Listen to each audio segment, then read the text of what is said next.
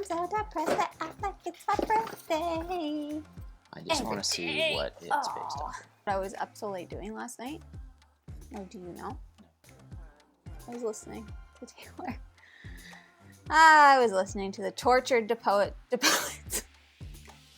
Department.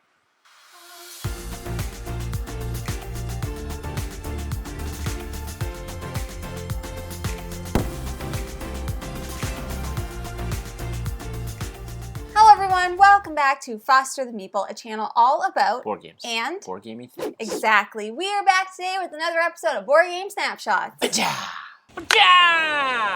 anybody that doesn't know, our Board Game Snapshot series is a series that we do where we do 5 mini board game reviews. Got it? Good. So that's what we're doing today. We have 5 games to review. Now I will say up front, all 5 of these games were sent to us for review, but we will try and remember to mention it as we talk about the game as well. But all 5 sent to us for review, so shout out to everybody for sending us these for review. Thank you, everybody. Jeffrey, I think I'll get started. Let's do it. Sound good?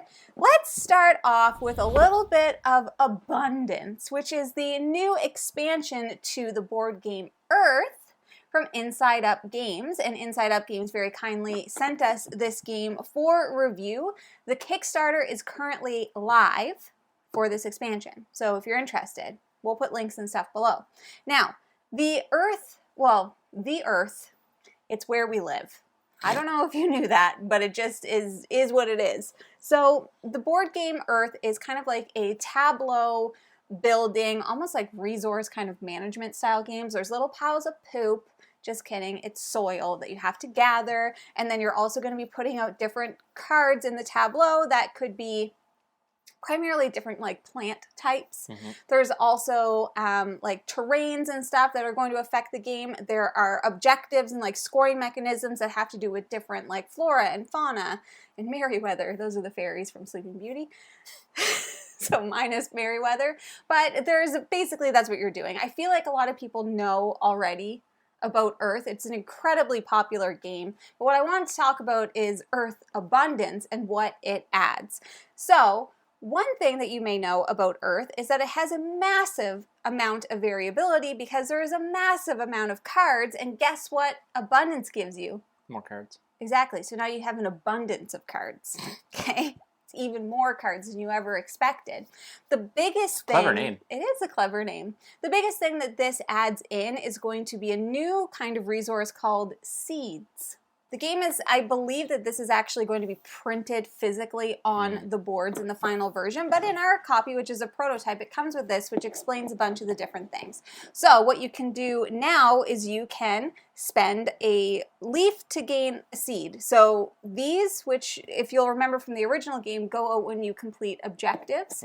So you, in this expansion, you can like sacrifice one of those objective opportunities in order to gain a seed, and you're like, whoa, why are seeds so important? Well, you can spend a seed to gain 3 sprouts, you can compost 3 cards from your hand, you can gain 2 soils, you can grow twice, and you can draw cards. So seeds basically give you options to manipulate more of the game versus what you were able to do in the beginning. Additional player counts. Yes, the expansion also allows you to play with more players, and it also, it's nice. I wish everything I had a reference guide as like an example. There's also going to be ways that you can interact with other players that you weren't able to do in the original game. There are going to be symbols like one's a group, and that means that any player is affected. One is going to be like other players. One's going to be your neighbor. So if you trigger something, then the neighbor to your left or the neighbor to your right, or perhaps both of your neighbors, are going to get a benefit as well. So that's an additional mechanic that comes in this game. So we played this for the 24-hour Foster Meeple Board Game-a-thon, and we weren't super tired at that point, but we were a little bit tired, but that's fine. Basically, the point is we really enjoyed this game, or at least I should say I did. I personally love Earth. I think it's a really puzzly, like brain-burny style of game, and this expansion is one of those expansions that I feel like you would add in and you would never not play with it.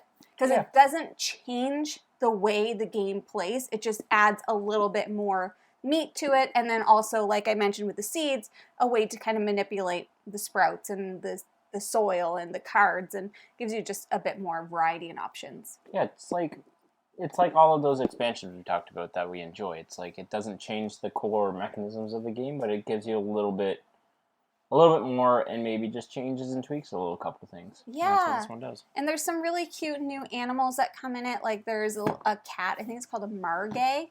I don't know. It's really adorable though. You could be completely making that name up. I don't think and I am. And you wouldn't even know. Nobody would know. You guys aren't zoologists. Maybe some of you are. So that is Earth Abundance. Like I said, currently on Kickstarter. If you are interested, I would say that if you are already a fan of Earth and you want more, this is almost like a no-brainer. But if you're kind of on the fence about it, like, do I think it's essential to the game? No. But now that we have it, we'll only ever play with it, if that makes sense, right? I feel like that last bit you didn't really Yeah, it did make sense. Because it's not essential. You don't need it. Nothing's essential. Nothing is essential. However, if you do get it, I think that you will always use it. Yeah. Before Jeff gets started with the next game, just FYI, I had to move the camera back because we were jiggling it too much.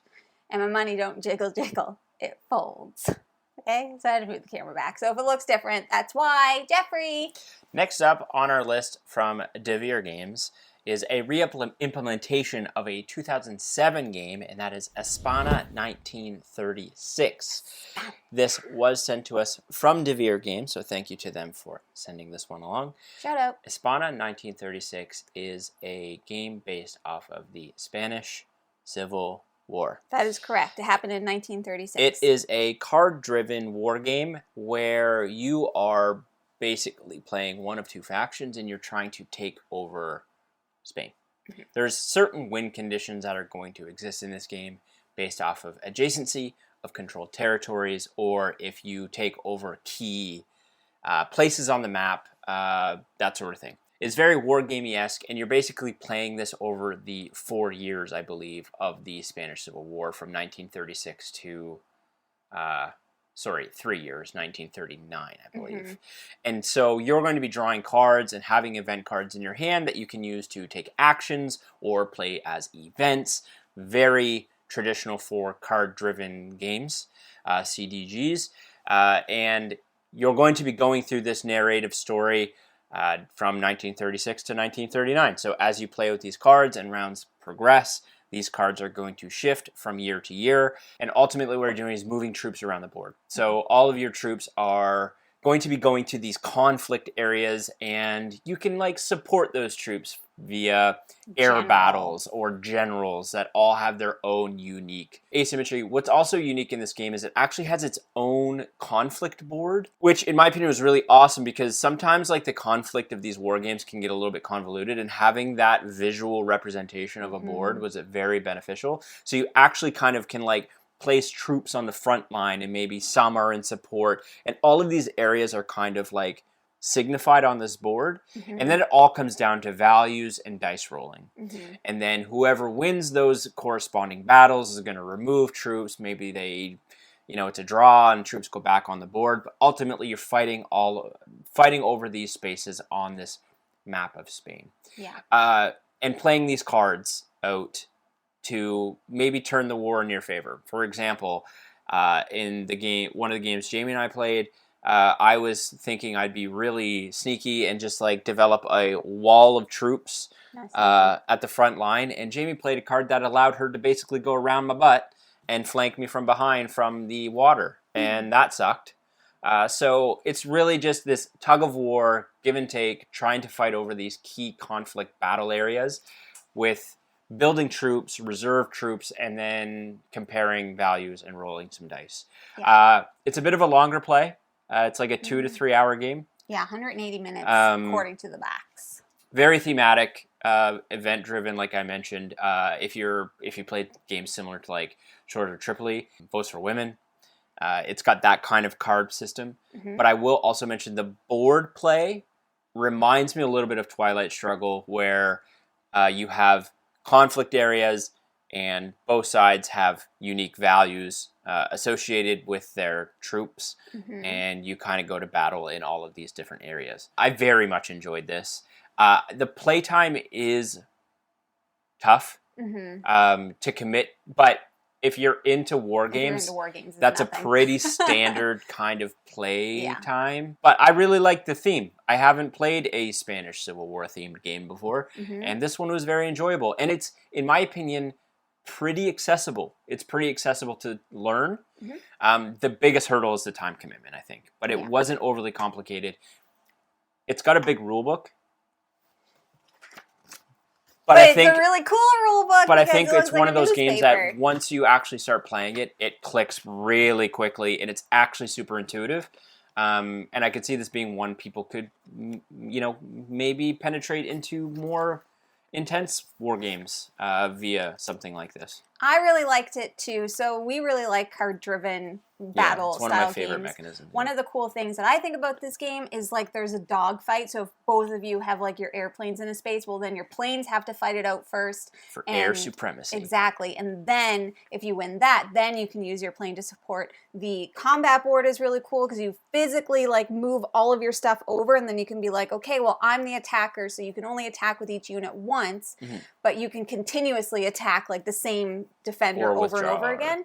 And then and you can only attack in spaces where you have your general. So if you don't have a general there, you don't get to attack, but then somebody else could attack you, all of that stuff. And I want to say one other thing about the event cards that I thought was really cool. Some of them are actual historical events, and other are speculative events that they kind of like made up a little bit, like, well, we think that this is what happened. So, and it will like say on the card which are which, so you know like what is accurate and what is like has been speculated. I've never seen the original version of this game, but when we played it at CircleCon. Yeah. And some people were walking by who had experience with the original, and all of them mentioned how much they enjoyed the updates to the artwork and the board and that sort of thing. It looks great. It plays great. Yeah. It is, I mean, the only thing is we did whip it out and learn and play it. Well, I learned it beforehand, but we played it for the first time in a very loud convention space, which made it a little bit more difficult. So we definitely want to get it back to the table again soon, because it's just like, it's just a really it was a good time. Thinky two-player game, and I love this. Put this back in because we have a tendency of losing rule books around here. Yeah, that's true. That's true too. I'm not blaming myself for that. I blame the girl next to me. Me? Next up, we have Micro Midgard from Prometheus Game Labs. This was sent to us for review. Look at that. It's a review copy. Nakey. It's a prototype. So, one thing about this game that I have to say, the Ragnarok edition, this is, I can't remember if it's either on Kickstarter right now or coming to Kickstarter very soon, but there's this, and then there's a baby version. And the whole big game is also in here. Isn't that crazy? That is crazy. So I didn't see this. Yeah, and it's literally like a mini version. So there's a bunch of like, there's the standard edition that you can get. There's the Ragnarok edition. Then there's like the micro edition, and everything is just mini. Yeah, and it's like travel size. I didn't think it would literally just be the same art. Everything just smaller.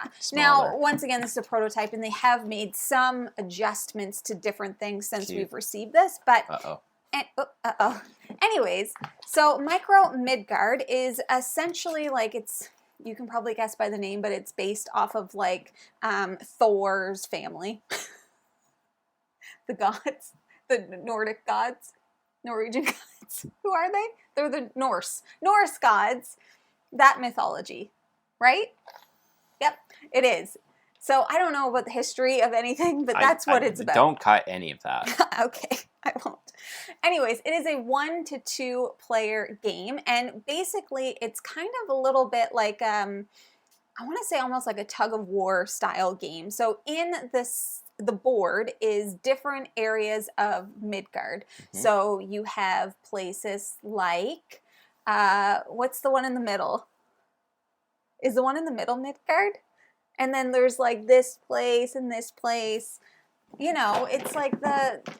I don't remember. It's very specific to There's all of these worlds that exist in Norse. Yeah, now who can't say? There it is. It's like God of War stuff, you know? God of War. So the middle is Midgard. I knew Then that. we have Alfheim, Asgard, Vanheim, Niflheim, Svartalfheim, and Helheim, and Jotunheim, Muspelheim. Those are all like the Norse worlds, right? Yeah, they are. Yeah. Well, I only know Asgard because of Thor. Anyways, this is what the board looks like. So basically, on this board, there are going to be meeples, which represent... Someone's going to be so rattled that we butchered that. Sorry, I did my best. So there's going to be different meeples played out that represent different gods, like Heimel. Is that not Heimdall. Heimdall. The one that Idris Elba played in the movie. Anyways, there's Marvel people, just calm down. Everybody calm down. Okay, anyways, so there's going to be meeples, and then you each have your own player token. So on your turn, you're going to be moving one of those meeples to an adjacent space on the board, and Midgard is reachable from all of the spaces. When you do that, you're then going to put your player token on, and then you're going to trigger the action. So the actions are going to be a variety of different boards. So there's actually 4 of these boards. So you're moving up different tracks. So you can choose to move up the track or do the action and then lower yourself back down to 1, or there's also relics that you can take, that kind of thing. Some of the spaces are going to give you resources like gold or mead, and then there's also a mechanic that has these wolves. There's a sun wolf and a moon wolf, and there's a token that moves around. The moon and sun wolves are very important because that is going to be, find that little scoring track in there, would you, Jeff? I just had it. Why do you need all these props all of a sudden? We've never used props. I know, but isn't it so much more fun? When the, it's funner this way, Jeff. Jamie is so chaotic. I'm feeling very chaotic today. When the sun wolf or the moon wolf goes past their section of the board, you're going to trigger this board, and it's going to have these little tokens here or here. So if it's the sun wolf and there's a token up here. If the sun wolf triggered Ragnarok. Yes. Or if the moon wolf, it'll be down here. So it'll tell you basically what you're trying to look for in order to score points. The game is the first person to 9 points. So this one is whoever is the highest on these 2 tracks is going to kind of win that thing. And then there's going to be a token. Win the victory points. Win the victory points. Then there is going to be a token right here that is going to, Jeff, take your pills. You're so, slow your brain down a little bit here. Can't. Jeff had 2 coffees and a Red Bull today. I didn't. And I'm telling you to calm down. You're talking so fast. You're like, and then this thing, and then this thing. Well, and I think it's really they don't know what the thing is. Right. Anyways, then this thing happens. Just kidding. So you take this token, and you're going to be kind of going down the board. These are called prophecies. So you're going to take out the token, and it is going to correspond to one of the areas on the board, and then Ragnarok is going to happen. And this actually comes out, and it now breaks up kind of the bridge to where you can move. So if there's a meeple here, you can no longer jump to the middle. You have to kind of go around, and it has a little bit of a lesser benefit. You're going to just continue to play until either somebody reaches 9 points or the last prophecies have been fulfilled. That's the game, okay? In a solo game, you are playing against Loki. He has his own cards, he has his own tokens and meeples. I have not had a chance to play the solo game yet, but one thing that I wanted to mention before we actually jump into the review, because I've been talking about this for so long, this is, is it alpha? No. This is on BGA right now, if you'd like to try it out. Okay, just if you want to try it out, you try it on BGA. I really enjoyed this game. I really want to try the solo game. I thought it was super fun. If you like games like Targi, yeah, this very much felt like that tug of war, getting each other's way, manipulating board like Targi. Yes, because you can only move the meeples adjacent, and you can't go in the same spot as somebody else, and you always have to switch which meeple you move. So like we would get to points in our games where like you're blocking each other off and forcing someone to kind of go into like a space that doesn't get you very much. And I also want to say there's those relics that you collect are going to allow you to trigger different things if you exchange resources, which will then allow you to get victory points. So we played last night, and that's basically what I was doing. I was collecting a bunch of resources and then cashing them in for victory points, and that's how I won. What it ultimately comes down to a lot of the times is interesting fight between whether you want the Sun Wolf or the Moon Wolf to trigger Ragnarok, because again, if the Sun Wolf triggers, then the top prophecy is fulfilled, but if it's the Moon, the bottom one is. So there's a lot of instances where I was like, well, if the Moon Wolf triggers Ragnarok, I'm going to win that prophecy. Yeah. There's no way. So I'm moving the wolf. And Jamie's like blocking, because there's only so many spaces that you can move the wolf moon. Yeah. And so Jamie's blocking those spaces, and I'm getting super annoyed. And then the sun's ticking up, and it's like, no. Yeah. So there's a lot of decision space in a small board. Like a really small footprint. And you can play it on an even smaller board. You can play it on an even more micro board. Yeah, so anyways, I really enjoyed it. We're going to have all of the links and everything in the description below. Like I mentioned, it is on BGA right now. I think I can't remember. I put it in Discord, so I think I'm playing with somebody on Discord right now. So if you want to play with me on Discord, I'd be happy to do that. Just let me know. You're going to have 0 offers. Hit me up on BGA. I take turns. Just by the way, if you play a game with BGA on Jamie, it'll take a year. So just know that. All right, next up from Sophisticated Cerberus Games. That's a mouthful. This was sent to us from the Flat River group. Yeah. It is Stifling Dark. So dark. One of the best covers. Because it's very dark. I very much like this cover. On brand.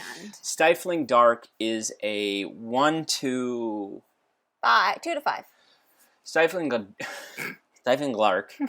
Stifling Dark is a 2 to 5 hidden movement game. Yeah. With a really unique reveal mechanism, where you're actually walking around with flashlights. And they have, well, I got the props, so. I love props. They actually have little flashlight tokens that are very, very neat.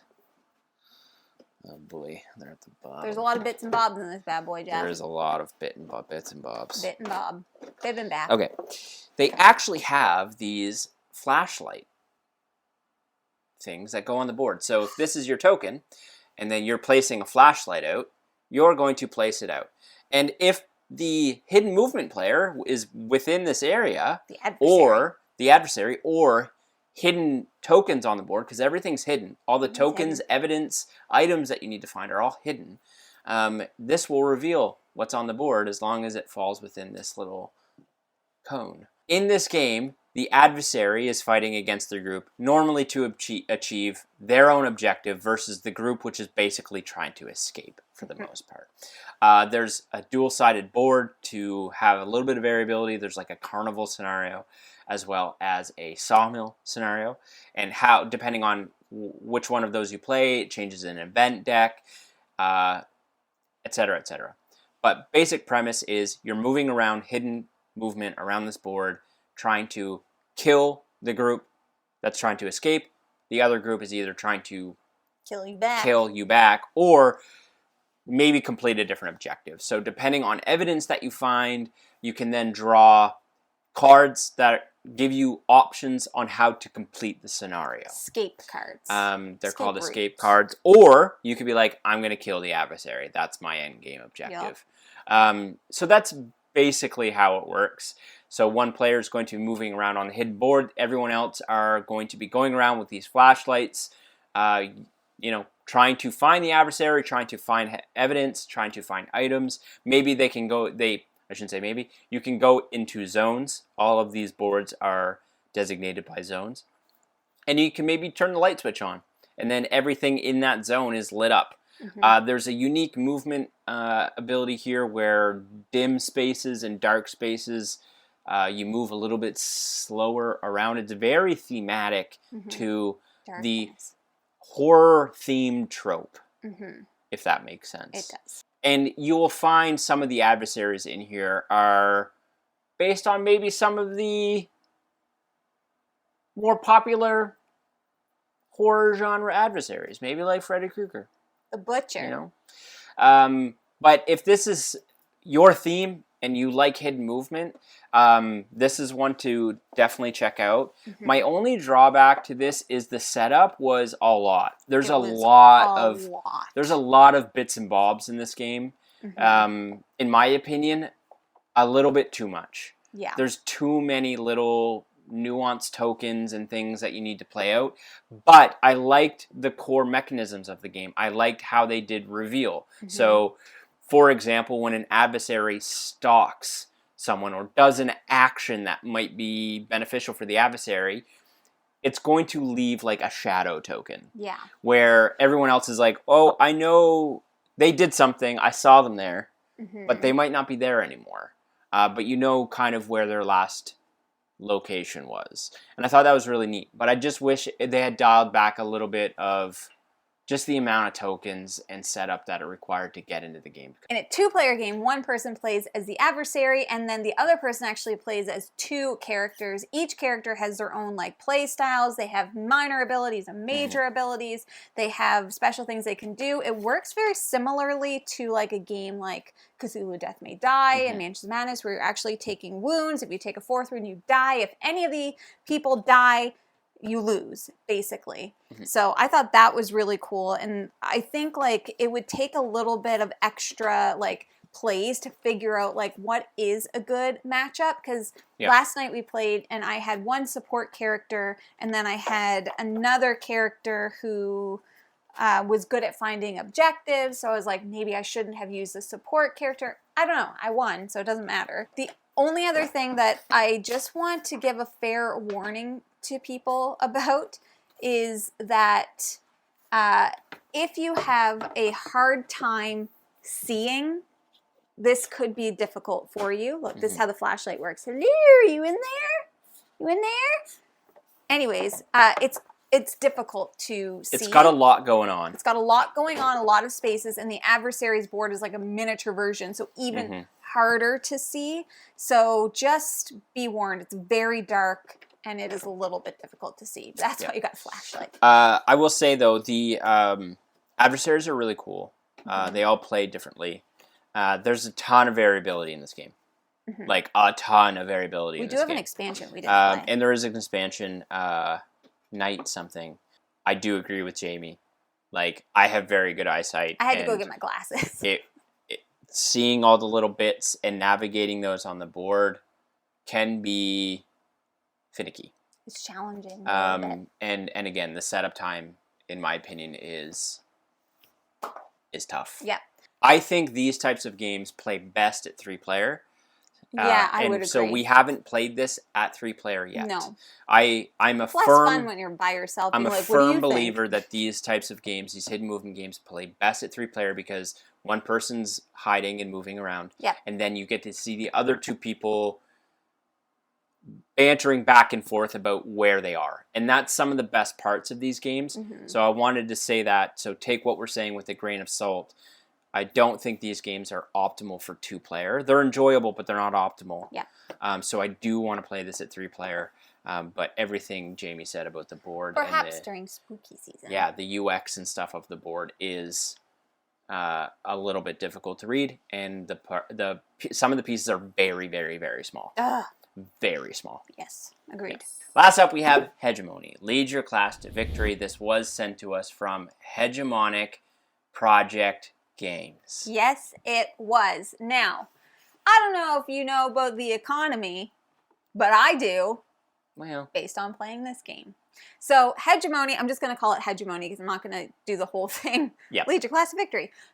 This is an economic game that is highly asymmetrical. So it plays from 2 to 4 players, and each player is going to be playing as a different class. In a 2-player game, which is all that we have played thus far, one person is going to be playing as the capitalist, and the other person is going to be playing as the working class. If you play 3 players, you add in the middle class, and if you play 4 players, then you add in the state.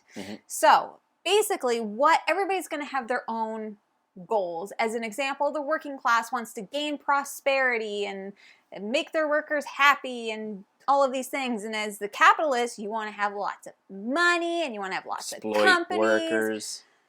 You know, raise the price of healthcare, all of these things. Education, why not? So essentially, the game is played over 5 rounds, and each round has a series of phases. There's like the preparation phase, then you go into the action phase, and everybody has a hand of 7 cards, and then on your turn you can choose to play a card for either the action that's on the card or for a basic action, and everybody's basic actions are different. Like it might be putting out workers, it might be building a company, it might be selling a company, it might be paying off a loan, it might, like all of these different things depending on who you're playing. Or you can play it for the action as it's written on the card, but a lot of the cards have like conditions that need to be met. So there's different policies that are going to be in play during this game, such as like labor market, taxation, healthcare, like all of these things. So it might have on the card, you can only play this if the labor market, let's call it number 4, I actually think labor market's number 2. So labor market needs to be at 2A or B, which is kind of like the scale of how the policies work. Okay. Then you're going to go into the production phase. And in the production phase, once again, everybody's doing different stuff. So as a capitalist player, you are going to be paying all of the workers that have been committed to your companies that you've built. So you're paying them whatever the wages are, and the wages are set based on, they have to be at least a minimum wage based on the labor market, or you can pay them higher, but why would you? Am I right? But the working class would like pay us more. Exactly. So, or we're gonna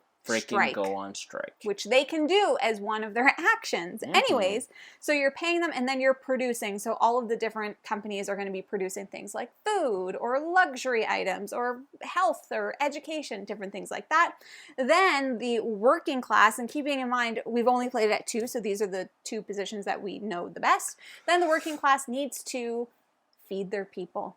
Okay, classic Uwe stuff right there. What's interesting, and too, like you don't produce your own food unless you have a co-op unless farm. you have a co-op farm. But if you don't have a co-op farm, you have to buy the food off of the state or off of the capitalists. Yep.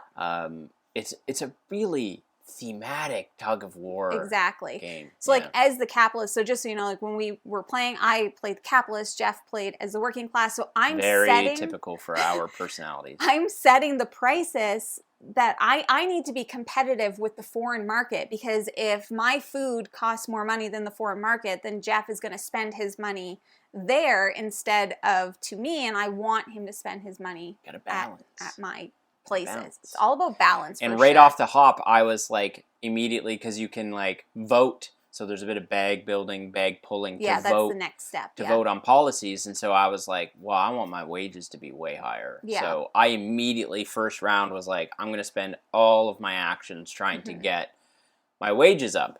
Yes. And so that's the next phase. You do like the production phase, and then you go into the election phase. Then you have a scoring phase, and then you just prep and you go through over and over again 5 times until the game ends, and then every player has their own scoring objectives. Whoever has the most points at the end of the game will win. So the question is, do we like it? I very much enjoy it. I think the hurdle for this game is a lot of people are going to look at it and be like, whoa, that's a confusing boy. But I don't think it is. I think it's easy to play. Where the confusion and difficulty is going to be is optimizing your, victory strategy. Like, this is a game you're going to play once and be like, oh, it's very intuitive. All of the things make sense. The player aids are phenomenal. The cards read easily. The first play of this is going to be like, oh, I did so friggin' bad. I did not optimize anything. I want to play it again because now I understand what I'm doing. The hurdle is the asymmetry, which exists in all asymmetric games. But I actually think this one's way more approachable than some of the other asymmetry games we've played, like Root, Vast, the Coin series. Yeah, it was mechanically pretty straightforward, but like you have a ton of dependencies on everyone around the board to be play optimally. So what I would say, because I am the one that learned it, and it's a 40-page rule book. However, a bunch of that is set up, and my recommendation is to play it first at 2 players, because then you only one person. Like, I learned all of it, and I just taught Jeff his faction, and I gave him a brief overview of how the capitalist works, and like, it's all going to unfold as we go. So I would say start with 2 and then add more people in. I was actually not expected. I wasn't expecting to like this because it's economy. It seems very bland, but... Yeah, the theme is not really kind of something that I would be into, but I really enjoyed it. But to be fair, Jeff and I really like highly asymmetrical games. Yeah. And this, it's very Kanban-y. Everything you do makes sense. Obviously, as a capitalist, I am going to be buying and building buildings and selling them when they're not making me money. And obviously, as the, the working class, you need to like... Yeah. Pull up your bootstraps, and you need to feed your people, and you got to like stick it to the man and do all of these things. So it's very like thematically, everything makes sense. So I will say if you're intimidated by it, like I was at first when I lifted the 40-page rulebook, don't be, because the reference cards for each player are awesome. Like, you get a big double-sided reference card. You get a little one that kind of walks you through the steps. You get a little one that's just for everybody. And like, overall, I would say it was not as complicated as I anticipated. However, that being said, it is a heavy game. Yeah, I wanted just 2 things. One, I just want to confirm our bias here. We do like these types of games. We do like high asymmetrical board games. Big time. So keep that in mind. Keep that in mind. 2, if you're going to play this game, you are not going to have a good time if you think you're going to go into this game and just be good at it. No. So if you're teaching this game to someone, and I think Jamie's advice is true, I think you should learn this at 2-player just to ease off the teach a bit. But if the other person is susceptible to being frustrated by suboptimal play, that could be a problem. Yes. But if you're okay to just be like, hey, let's just play this once and see how it all works, I think you'll get rewarded.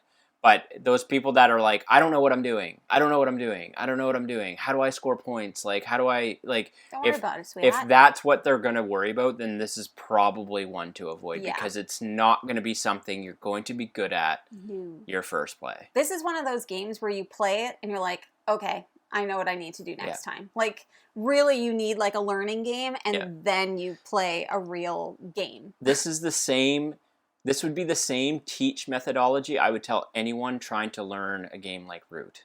Like, play the game, see how everything interacts, ask questions. You're probably not going to do well, but just have fun, enjoy the experience, see how it all integrates together, and then play again, and then you know a little bit more. This is very much a lifestyle game. It's going to be benefited from repeat plays. Definitely. And that's just typical for this type of asymmetrical game. But I very much enjoy it. Don't let economy scare you, okay? I'm very shocked. I played as a capitalist, and I had to raise healthcare, and I didn't like it. I'm very shocked. Just based on the theme. Jamie predicted I would like this, and I very much do. I'm really excited to play more of this, but it really shocks me that you do. Listen, just based on the theme, not mechanisms. Do I wish that it was animal characters in the economy? Yes, I do. But it's not. It's people. Yeah. But that's fine too. And that's Hegemony. Lead your class to victory. Ka-chow.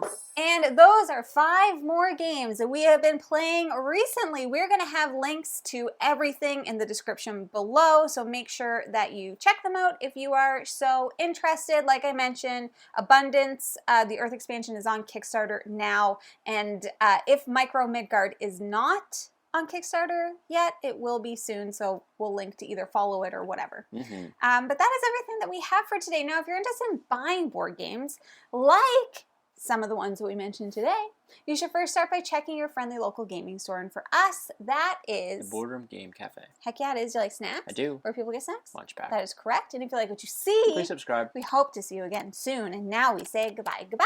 Later days. Exactly. It's also about me having something stuck in my eye that I can't get out. Can you see something in there? Oh yeah, you got a hair in there. I could grab it. Do I need to touch eyeball? Or is it hanging out? No, I need to touch your eyeball. Ugh, it's right on your eyeball, man. I gotta go get it out then. Now everybody's gonna think I have hairy eyeballs. So embarrassing. We are back today with another episode of Board Game Snapshots. Board Game Snapshots. Oh my god, Jeffrey. Did I even turn? Okay, good. I did turn the audio on. Phew. For anybody that doesn't know, our Jeff's mic's not on. Very well done, Jeffrey. We're making the camera jiggle, though, so let's not bang on the table. You are. We both did it. No. Any oozles. Now you have a hair. It's like in your nose. Ooh. It could be a nose hair. It wasn't. It was too fluffy. And maybe things, that's a weird way to say it. Maybe things happen and maybe they Maybe don't. think that's, do you know what it's called? Oh. When it happens? It's called Ragnarok. Ragnarok, yeah. Okay. I knew that. No, you didn't. Yes, I did. No, you didn't. Yes, I did. I want to play that. Okay. Stifling Dark. You broke me. I broke him. Do an objective, which is normally like Hegemonic Games. publishing. Publishing. Project. Project.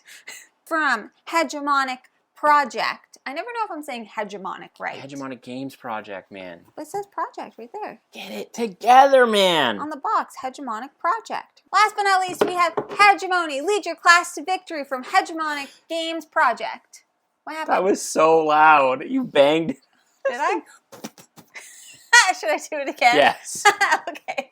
You did this, you're like. Ow, you jammed my fingy. Last but not least, we have Hegemony. Did I do it again? It's just so light. Light as a feather. Last but not least, we have Hegemony. Lead your... Hegemonic Games Project? Oh my god. Hegemonic Project Games. Okay. Lead your class to victory from Hegemonic Holy. Project. Do you want me to do this? I just want you to do the title, but I want to talk about the game. Okay. Last but not least, we have... Hegemony. No. To victory from Hegemonic Games. Damn it. That's not their name. Lead your class to victory.